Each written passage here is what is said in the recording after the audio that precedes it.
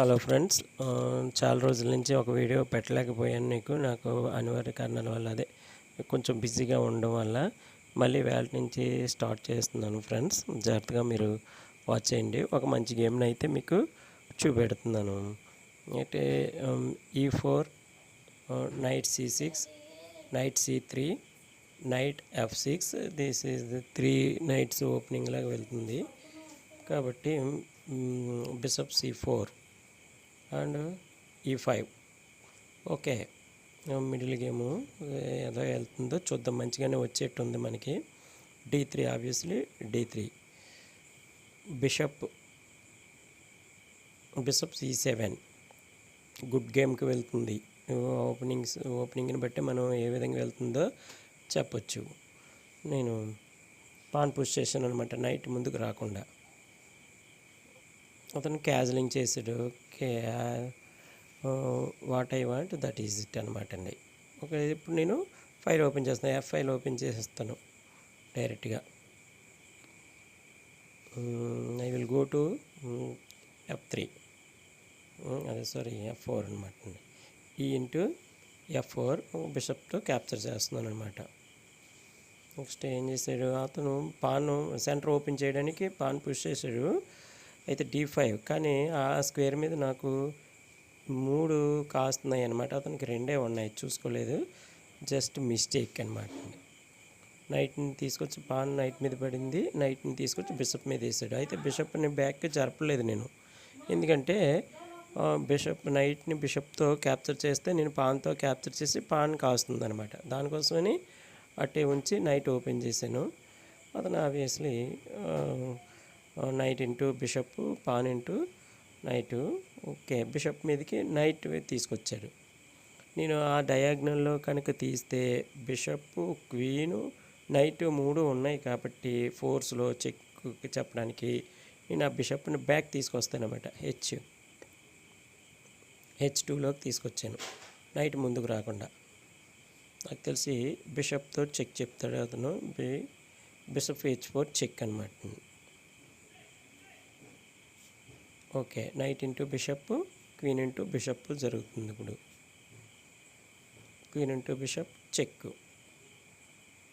ఇప్పుడు కొంచెం అతనికి అడ్వాంటేజ్ లాగా ఉంటుంది. కాకపోతే ఇది గేము వెళ్ళే కొలది వైట్కే అడ్వాంటేజ్ ఉంటుంది. ఏ విధంగా అన్నది చూద్దాం. Queen into pawn check, king F1, king G1,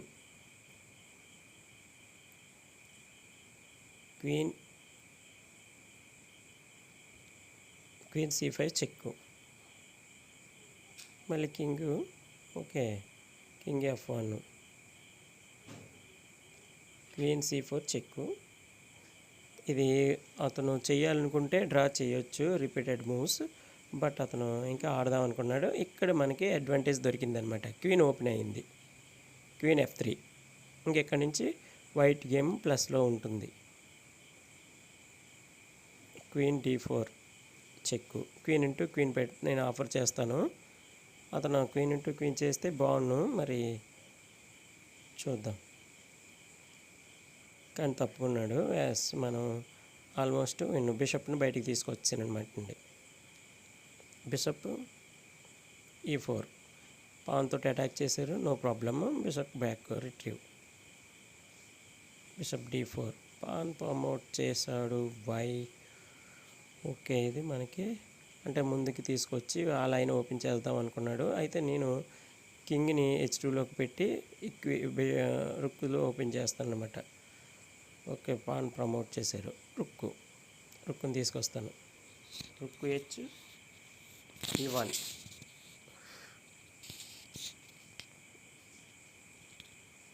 bishop D7. ఎందుకని అతను కూడా రుక్స్ కనెక్ట్ చేసుకుని బయటికి తీసుకొద్దామని నేను నా రెండో రుక్కును కూడా తీసుకొచ్చానట. రుక్కే D1. బిషప్కి సపోర్ట్లో తీసుకున్నాను. రుక్ ఆఫర్ చేశారు, but I don't. Night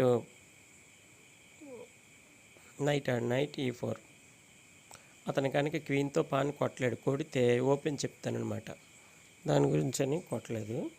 okay, pan promote కాకుండా క్వీన్ తోటి నేను ఆపాను అనమాట. Queen F3, queen F3, G6.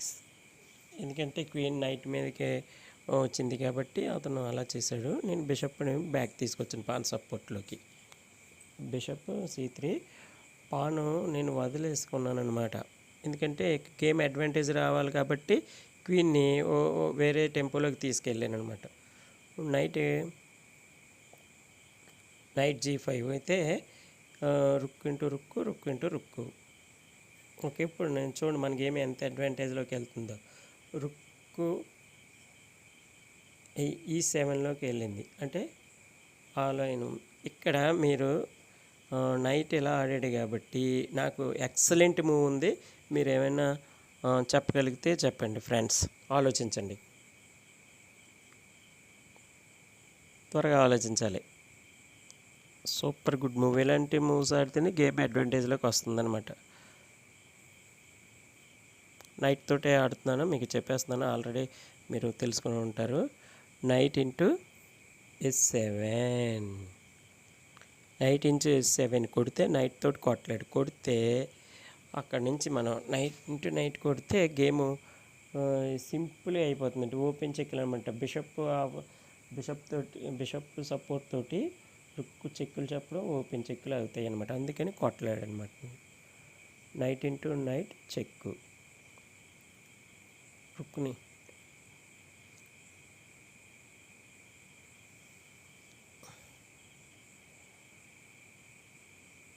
King F8 అయితే ఏమవుతుంది, rook into rook check, king into rook, knight into bishop. మనం పవర్ అడ్వాంటేజ్లోకి వచ్చాం కాబట్టి ఇంకా ఆటోమేటిక్గా తెలిసిందే ఇక్కడి నుంచి ప్యూర్ విన్ అనమాట అండి. నేను క్వీన్ టు క్వీన్ పెట్టే ప్రయత్నం చేస్తాను అనమాట. క్వీన్తో చెక్ చెప్పాను, అతను ఇంకా తప్పక క్వీన్ టు క్వీన్ ఆఫర్ చేశారు. నేను ఈజీగా తీసుకుంటాను, ఎందుకంటే నాకు బిషప్ అడ్వాంటేజ్లో ఉన్నాను కాబట్టి.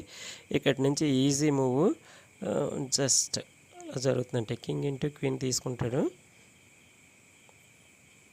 నేను king is the powerful weapon of end games కాబట్టి కింగ్ తీసుకొచ్చాను, మిడిల్ సెంటర్లోకి తీసుకొచ్చే ప్రయత్నం చేస్తాను.